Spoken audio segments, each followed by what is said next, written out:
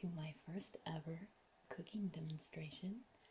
Today I'll be making my infamous mac and cheese. Out of all the things I make, it's certainly the most requested. I serve it at Thanksgiving and for holidays. And tonight I'm making it for a very special someone. I do have my water boiling already. I have not added the salt yet, mostly because I wanted to emphasize the fact that you should add salt when you boil noodles of any kind.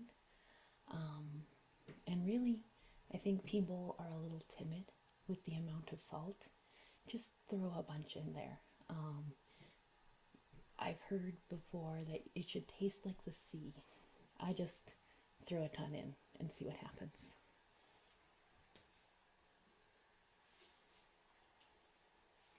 So you'll see that that's a pretty healthy amount. In fact, I'll do a little bit more. I will not, however, be adding any oil. I know it's a common myth that if you add oil to your pot, it'll help it from boiling over.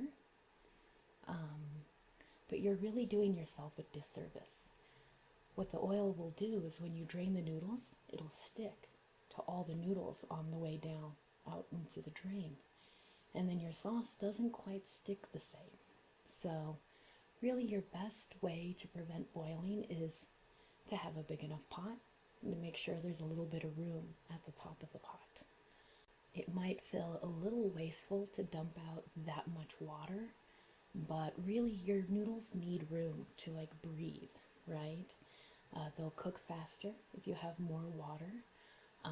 Really you want to have like, I'd say about 3 to 4 times more water than you have noodles. Now, right now, I can hear from the sound of the water that it's more at a simmer or a low boil, right? Before you add your noodles, wait until it's on a full, roiling, bubbling kind of boil.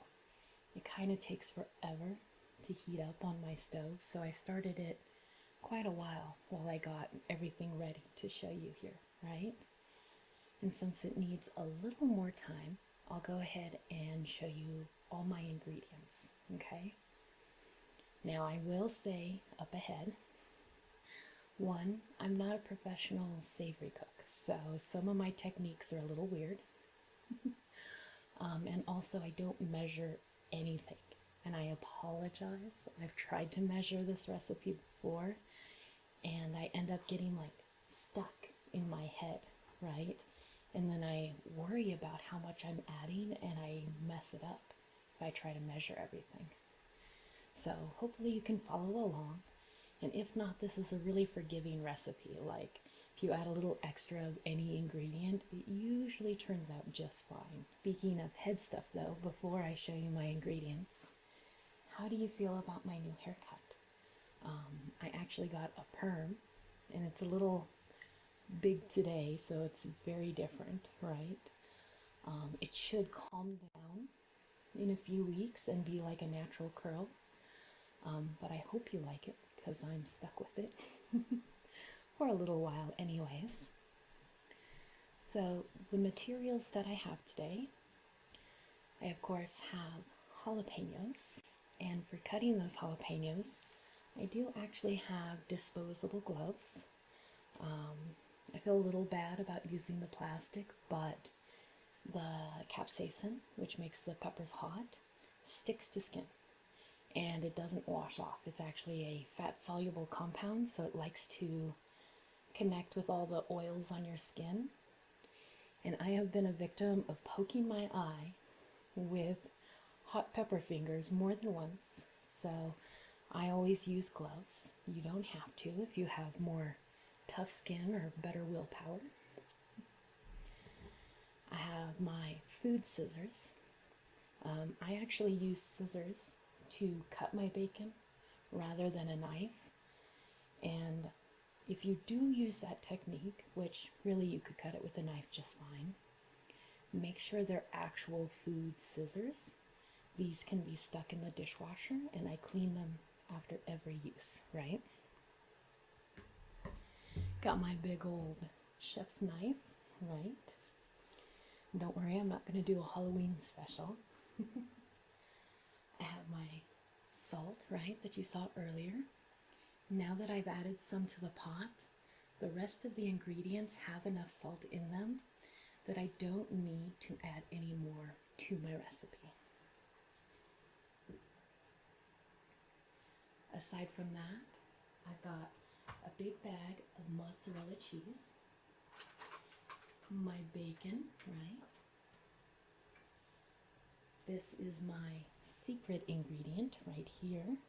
It's cheddar cheese soup base. It just kind of helps round out the cheese flavor and kind of give it something that's in between really homemade and just a hint towards the box stuff. Because I think I've mentioned before, most people I know grew up on the blue box. And if I made a really old-fashioned Italian mac and cheese that has like mustard and stuff in it, they weren't gonna like it. So I add this to give it a little bit of tang. Last but not least, I have some shells. Again, I apologize, nothing is measured, even the shells. But I would guess that this is probably about 1.5 pounds. I've made smaller batches and bigger batches. Again, you can kind of swap out some of the ingredients and it'll be fine. Now that I'm seeing lots of steam and some bubbles over there, we can go ahead and add our noodles. We're just going to plop them in. One thing when you're cooking noodles, they don't require a lot of attention, but you should make sure that you stir it once in a while. Otherwise they'll stick together and they won't cook as well on the sides that stick.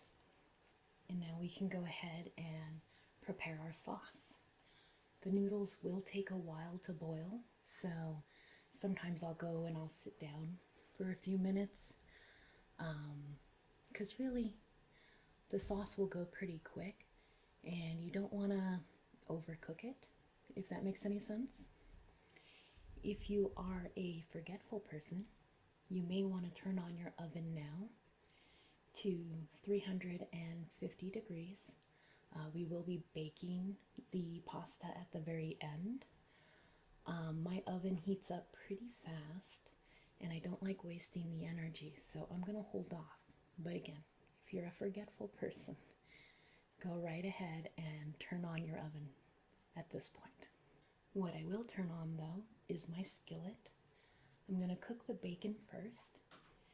And with bacon, you don't want to use too much heat. So I'm actually going to go just below the medium line. You don't have to cook it all the way on low, but try not to cook it above medium.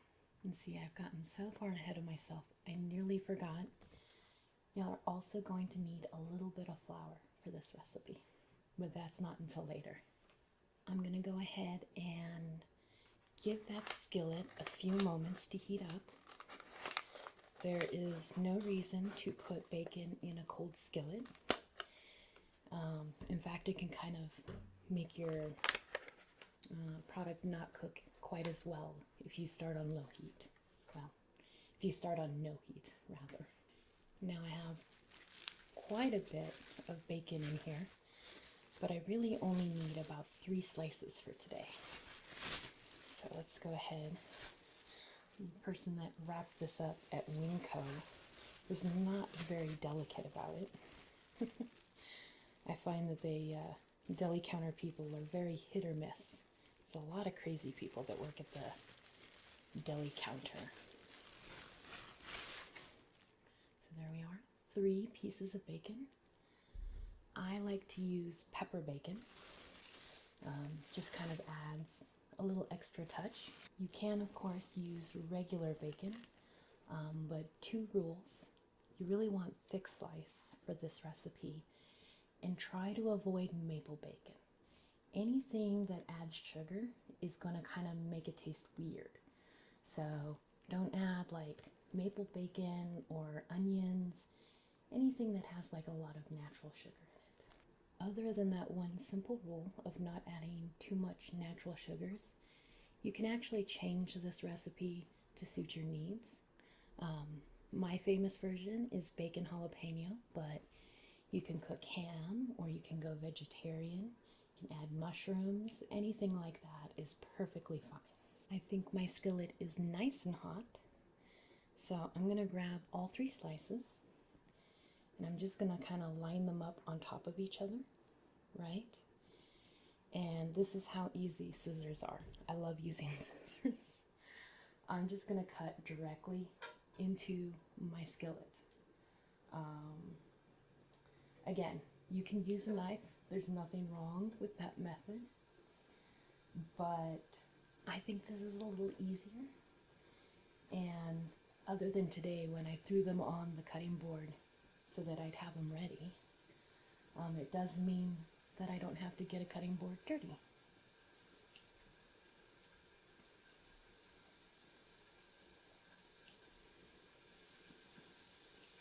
And you will notice that these are pretty big chunks.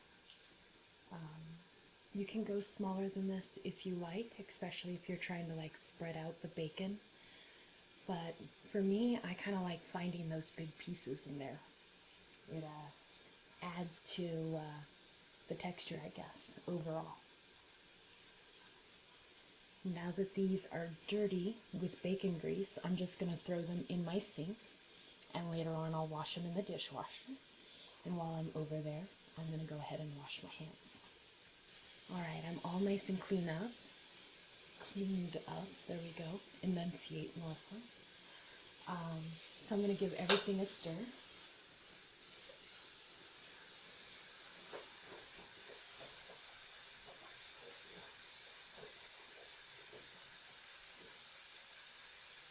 You can kind of see that my pasta is at no risk of boiling over. In fact, stirring it helps bring down the couple of bubbles that are forming. And yeah, it's great. While my bacon is cooking, I'm going to go ahead and dive right into cutting up my jalapenos. Now, if you're the type of person that likes to be prepared, you can certainly cut everything ahead of time. But this is just kind of the way I work. I'm going to slice the little tip off, or perhaps you might think of that as the butt.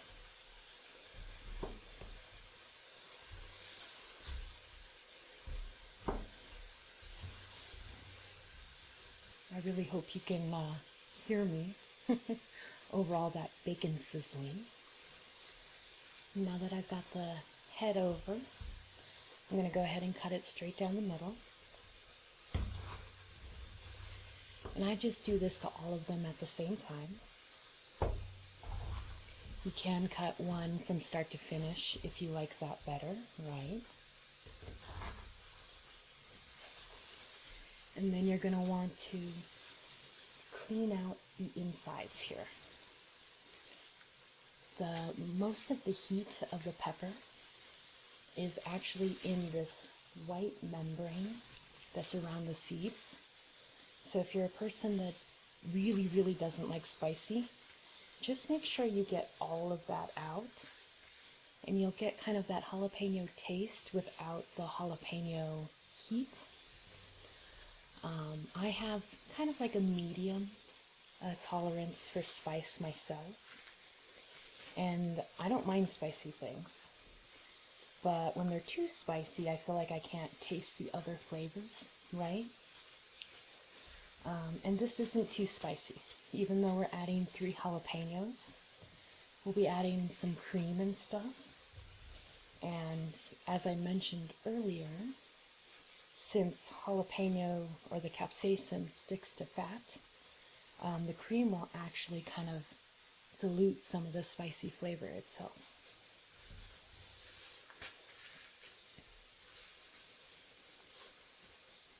I've got all my insides kind of peeled away, and I'm going to go ahead and stir everything again. And then I'm going to slice my jalapenos about the same size as my bacon. So whatever you decide to cut your bacon at, make the jalapeno pieces around the same size. So you don't have to worry about cubing it or getting very specific, as long as they're about even. Usually when you have mixed ingredients like that in a dish, having them around the same size will make sure that the flavor stays balanced and that they cook evenly.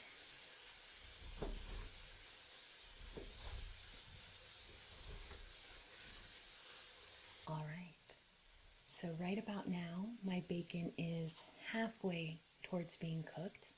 Now is a good time to go ahead and turn on my oven. Again, I turn it on to 350 degrees. Don't drain any of the bacon fat. I know it sounds a little gross, but you're going to want it. If you're cooking a vegetarian dish, say you don't want any bacon in there, add in some oil or some butter before you start cooking the jalapenos. And these are going to go in right now, and they're going to cook while the bacon is finishing getting there itself, right?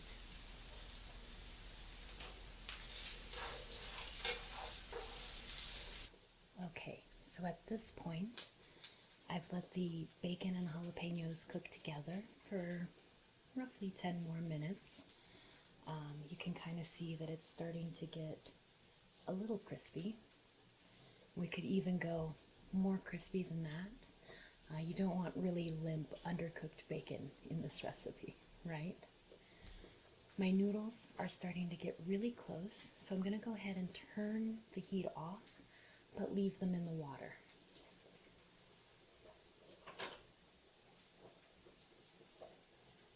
Now the next step is to make all that bacon grease turn into a lovely, lovely sauce.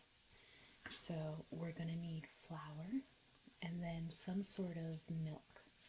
I usually use half and half with a touch of heavy cream, but you could use all half and half, all heavy cream, or even like whole milk.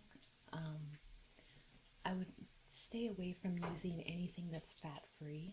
Fat is your friend in this recipe. And with like milk, if they take out the fat, what are you left with? Protein and sugar. The protein can affect the texture of your sauce, and the sugar will affect the flavor. So try to stay away from fat-free. If you're a fat-free kind of a person, this might not be the good recipe for you. When I add the flour, I basically want to add enough that I can tell that the oil has been soaked up. So I started with one really heaping spoonful, and I'm going to give it a stir. Now some days the bacon is more fatty than other days, so you just kind of have to look at it. Right now, it's almost enough flour, but I can still see some really transparent parts, and you kind of want like a milky consistency or like a really thin paste. And when you add the flour, make sure you actually cook it in the oil for a little bit. I'd say 2 to 5 minutes before adding any liquids. What this will do is it will, the flour will absorb the oil, and it will kind of, I forget what the official word for it is. We're making a roux, but the flour will absorb the oil, and the heat will kind of open up the flour so it dissolves into your cream nicely. If you don't do this step, you're going to get those gritty flour bits. Like I said, you just want to cook it for anywhere between 2 and 5 minutes. Kind of be your own best judge. When you start to see it turn from a really white color to sort of an off-white color, I don't know if you can see that. That's pretty much where you want to be. Make sure my heat's nice and low. I'm just going to add in some cream. Or rather, in this case, some half and half.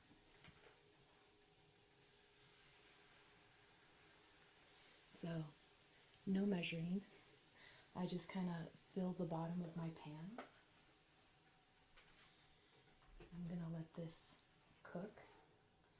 All that flour is going to open up and dissolve right into my cream. And you'll want to heat this up to a bit of a simmer, right? You don't need to boil it. In fact, I would recommend against boiling it. And if it looks really thick, you can add more half and half. I'm going to add just a touch of cream, just to kind of give it a more robust, smooth texture. So, a little bit of heavy whipping cream, not a whole lot. While we're bringing the temperature up, I'm going to go ahead and drain my noodles. For me, because I'm so used to this recipe, I know they're pretty much done by now. That's the rhythm of my process, right? But don't be afraid to eat them. You want them to be al dente, right? Just a little bit of like texture still there, not too mushy, not too crunchy. Don't rinse your noodles. You want the salt, right? Because that's part of the recipe. And also, there's like a fine film of starch, right? That's kind of what makes those soapy bubbles when you boil it. And that starch will grab onto the sauce and make it really stick to the noodles nicely. I'm going to go ahead and add my secret ingredient to our sauce mix now. I'm going to add just a tiny bit more, half and half. My biggest bit of advice at this point is don't overheat or overmix anything. Cheese, which we're about to add, will separate if you heat it too much. And if it separates, you're going to have kind of a layer of oil, and then you're going to have sort of the, I guess it would be the curd of the cheese, and that's not a good texture. So I'm just kind of stirring these together, and I'm actually going to take everything off the heat. You'll notice that when I moved my pot over, I put it on the burner that I hadn't used earlier. And I did that so that this pot isn't too hot.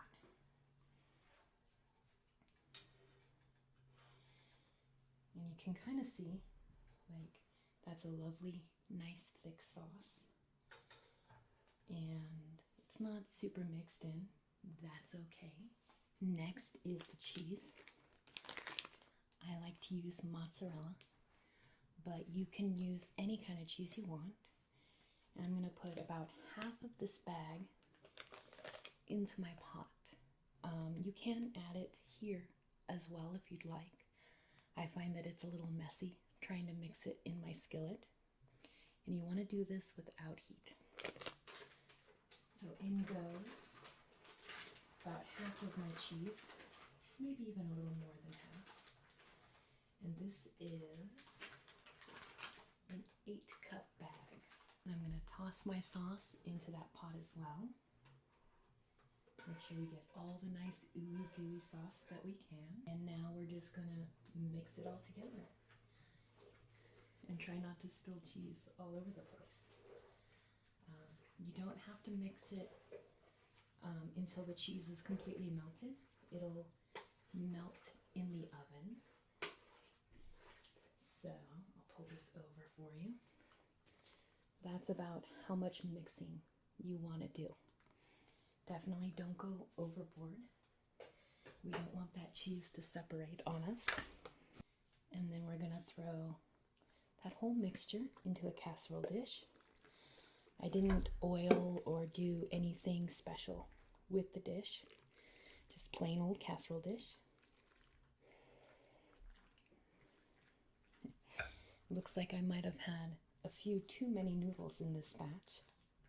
That's what I get for not measuring anything, right? So normally I dump the rest of the cheese right on top. We'll see if we can fit it all in there. I just want to sprinkle on a pretty healthy portion. Like I mentioned, I added a few too many noodles. So I'm not going to get all of this in there. But you do want to try to cover the top as best as you can. In the oven, this will crisp up, kind of like the top of a lasagna. So it's fun to eat on its own. And it'll also help keep all your sauce nice and moist in there. And now I'm just going to pop this guy in the oven. I'll cook it for about 20 minutes. If the top doesn't look brown enough, I may turn on the boiler and just toast it for like an extra minute or two. All right, I baked this until the top started to darken up, and then I pulled it out of the oven and I let it rest for about 10 minutes. If you cut it too soon, if you're impatient, right, what happens is that it's still very gooey and you won't get a nice slice out of it, which is still good, right? But if you're looking for a nice impressive slice of mac and cheese, then you'll want to wait. So I cut it in, and that first piece is always the hardest to get out, every time. And voila, there is my homemade bacon jalapeno mac and cheese. Lots of ooey gooey goodness. You can see it's still steaming, even though it sat on my stove for a good 10 minutes after I pulled it out of the oven, right? And with that, my cooking demonstration is over, right? You'll have to let me know what you thought of it. I'm a little worried that the bacon sizzling and the water boiling was too loud, so you can let me know. In the meantime, I want to do a shout out to some of the wonderful people who have commented on my videos recently. My newest commenter is Treasured Vale. Thank you. And then we've got some of my favorite people, which is ASMR Fiend, Just Name, and Quiet Noise. Thank you guys so much for your support. It really helps keep me going on these because, you know, I got a lot going on. I do not have an unboxing video for this month. I do apologize. Finances are a little tight, right? It was kind of a convenient time to cancel my munch pack, but I do have a good plan for what my next box will be. So tune in November to find out. Thank you so much, and I hope you have a wonderful evening. Nighty night.